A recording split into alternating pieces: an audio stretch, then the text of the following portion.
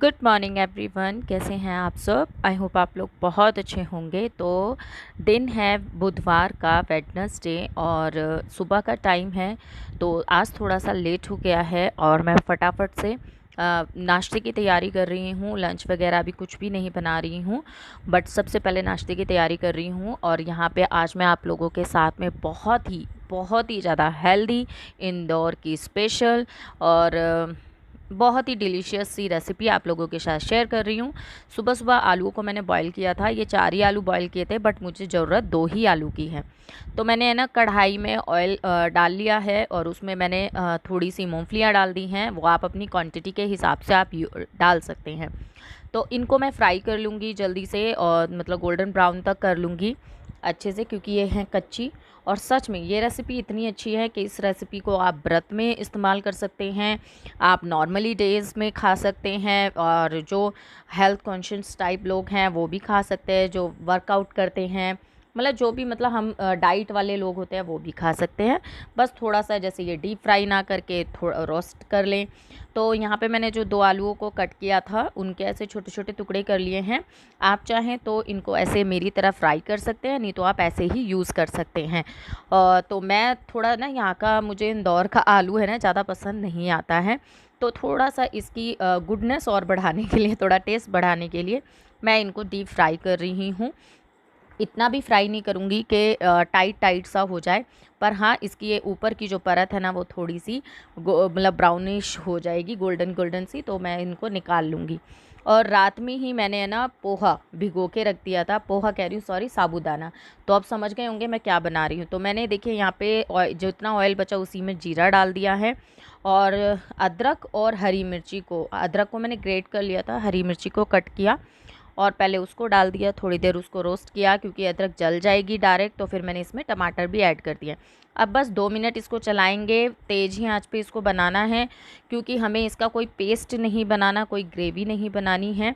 तो बस इनको हल्का सा मुश्किल से 1-2 सेकंड्स हम करेंगे, जो ये अच्छे से मतलब है ना थोड़ा सा रोस्ट से हो जाए। तो हमें इनका कोई पेस्ट नहीं बनाना, प्योरी नहीं बनानी, ठीक है। बस ये ध्यान रखना है, ना ही टमाटर को मैश करना है, बस आपको इस तरीके से चलाना है।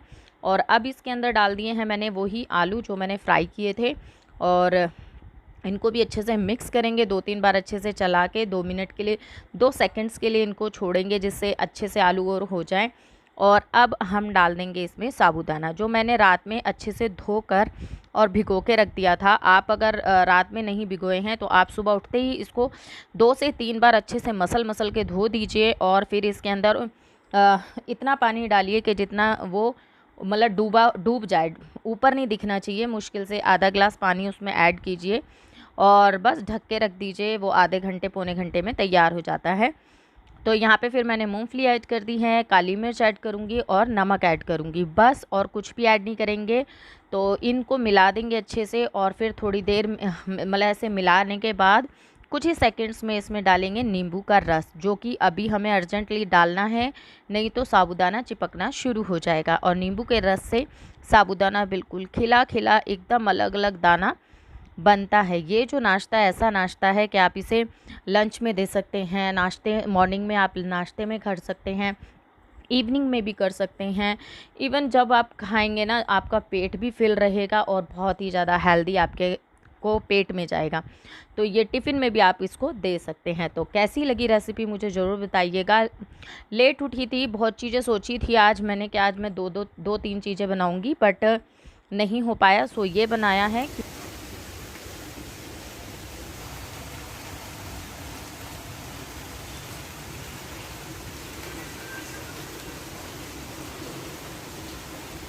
तो अभी है ना बारिश है ना 6:30 बजे का, नहीं 6 बजे का आई थिंक टाइम हो रहा है, और बारिश खूब तेज़ से स्टार्ट हो गई है। पूरा दिन बारिश नहीं हुई आज, पर कपड़े वगैरह सूख गए जो कल हुए थे। हाँ देखो बेटा, पैर गीले मत करो, फिर अंदर आप गंदे करेंगे। अब बहुत आ रहा है पानी। मैं तो हल्का सा भीगा हूँ। चलिए आप सुखा लो, नहीं अगर गीली है ना ये तो चेंज कर लो, जाओ चेंज करो फटाफट। इतनी भी नहीं है। तो फिर अंदर बैठोगे। बच्चे नीचे खेलने गए थे और तुरंत बारिश आ गई है, तो बच्चे आ गए हैं ऊपर, और मुझे जाना था अभी इसकी दवाई लेने, क्योंकि आँख में इसके ना कुछ इन्फेक्शन सा हो गया है। इनको तो टाइम मिल नहीं रहा है, मैं सोची थी मैं ही ले आऊँ। और सुबह के बाद मैं डायरेक्ट आपको अभी मिल रही हूँ क्योंकि सुबह करने के बाद ना दोबारा वही अगेन मेरी तबीयत ठीक नहीं थी, मुझे बहुत ज़्यादा बीपी लो की शिकायत भी हो गई आज। मतलब कुछ भी करने का मन नहीं हुआ और बच्चों को आज जल्दी आना था, 10:30 बजे ही आ जाना था। तो फिर बस थोड़ा लेट ही रही, आराम करा, फिर सो गई, यही सब करते करते अब थोड़ा सा फ्रेश फील कर रही हूँ। कॉफ़ी वगैरह सब पिया, पर अब अच्छा फील कर रही हूँ। तो रेडी होके मैं आप लोगों के सामने आ गई। थोड़ा सा मैंने कहा ब्राइट कलर पहनते हैं, बहुत बोर सा फील हो रहा था। तो चलिए, मौसम तो ये हो गया, कपड़े उतार लाई हूँ, बस 2 कपड़े रह गए थे वो भीग गए। तो चलिए अब अपना ब्लॉग कंटिन्यू करते हैं। सोच रही थोड़ी देर रुक जाए तो मैं चली जाऊँ, पर हो ही नहीं रहा है। अब यहाँ पे देखिए कितना अच्छा लगता है ना। चलिए फिर काम करते हैं। तो अब हो गया है शाम का टाइम, और शाम का टाइम मीन्स मतलब चाय वगैरह पीने का टाइम हो चुका है। बारिश आ रही है तो कहीं जाने का प्रोग्राम कैंसिल हो गया है।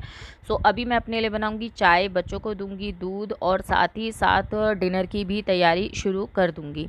तो ज़्यादा कुछ तो अभी मेरे दिमाग में चल नहीं रहा है, कुछ और सोच रही थी और मैंने बनाया कुछ और ही।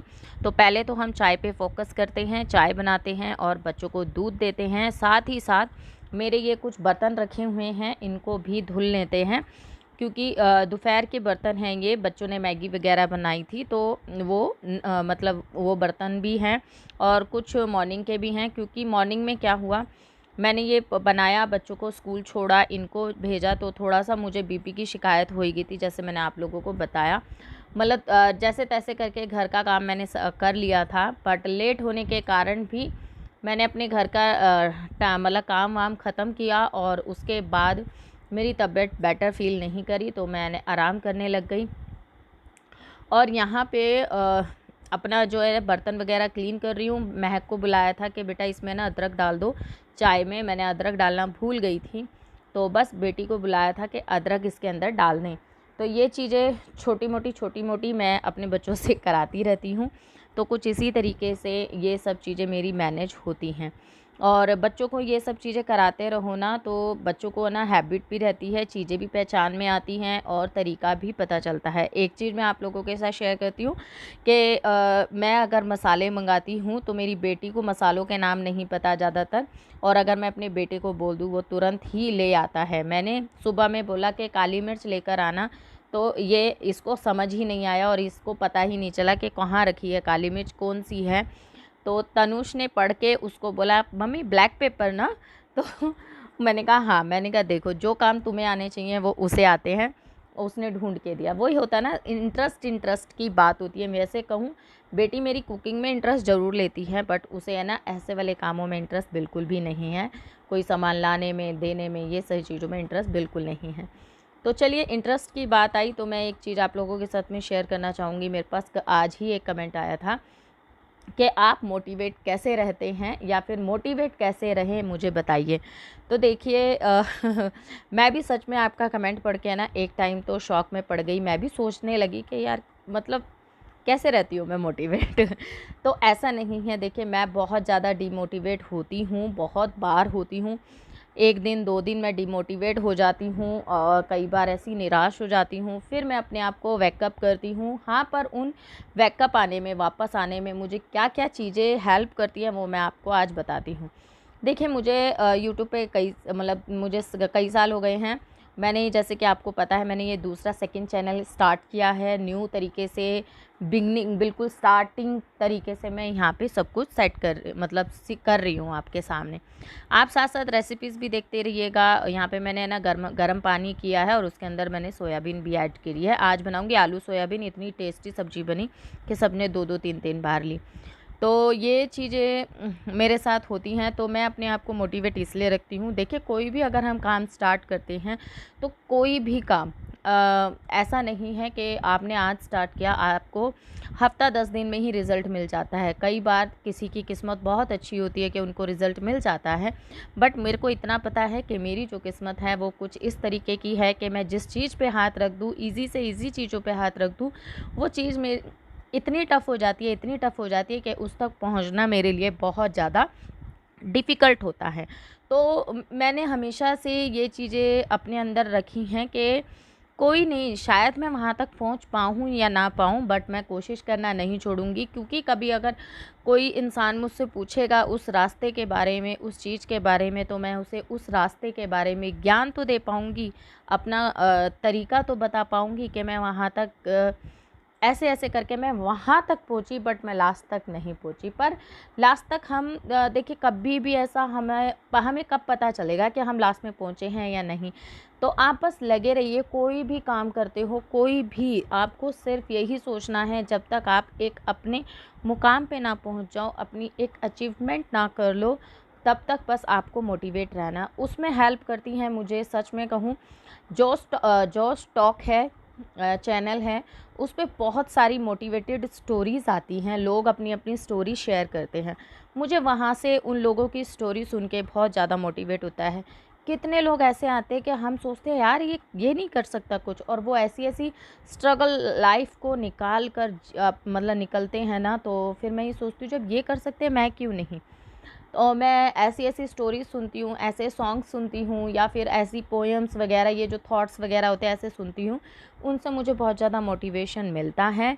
थोड़ा-सा पॉज़िटिव अपने आप को रखती हूँ मैं, जैसे ही गिरने लगती हूँ वैसे ही मैं अपने आप को सँभालना शुरू कर लेती हूँ। मैं मोटिवेट अपने चैनल को जब मैं निहारती हूँ, देखती हूँ, कोई भी वीडियो पे मेरे अच्छे व्यूज़ आए हुए होते हैं, तो मैं ये बोलती हूँ जब इस वीडियो पे व्यूज़ आ सकते हैं, तो मैं और वीडियोस पे भी व्यूज़ आ सकते हैं, कोई प्रॉब्लम नहीं, कुछ और बेटर दे, मतलब हमें करते रहना है। हम अगर हम रुक जाएँगे ना, तो कुछ भी नहीं होगा ना। अगर हम करते रहेंगे, तो 100% कुछ ना कुछ अच्छा ही होगा।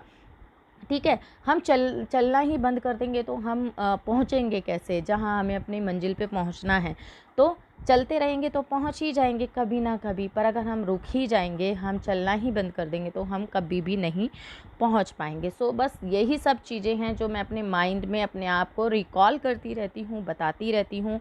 अपने दिमाग को ये सब चीज़ें बताती रहती हूँ कि नहीं हमें करना है, नहीं हमें करना है। कुछ ऐसे भगवान की दया से यूट्यूब पर ही 1-2 फ्रेंड्स मुझे ऐसे मिले हैं, जब भी कभी अंदर से हिल जाती हूँ तो मैं उनको फ़ोन करती हूँ, उनसे बातचीत करती हूँ, तो हम एक-दूसरे को मोटिवेट करते हैं कि नहीं होगा, हमसे होगा, 100% होगा, ज़रूर होगा। क्योंकि मैं हमेशा करने में विश्वास रखती हूँ, मैं हर रोज़ नया करती हूँ, मैं हर रोज़ कुछ ना कुछ नए करने की कोशिश करती हूँ, अपनी चीज़ों को सुधारने की कोशिश करती हूँ। तो मुझे इतना पता है कि कभी ना कभी कोई बात नहीं, बदलेगा, हमारा वक्त भी बदलेगा। बस यही सब चीज़ें हैं जो मेरे को मोटिवेट रखते हैं। तो आई होप आप लोगों को समझ में आया होगा। तो यहाँ पे मेरा सारा काम हो गया है, बस वेट कर रहे हैं इनके पापा का, आ जाएँ तो खाना खाएँगे सब मिल के। यहाँ बच्चों का चल रही है पढ़ाई, तो फिर मिलते हैं। Bye bye.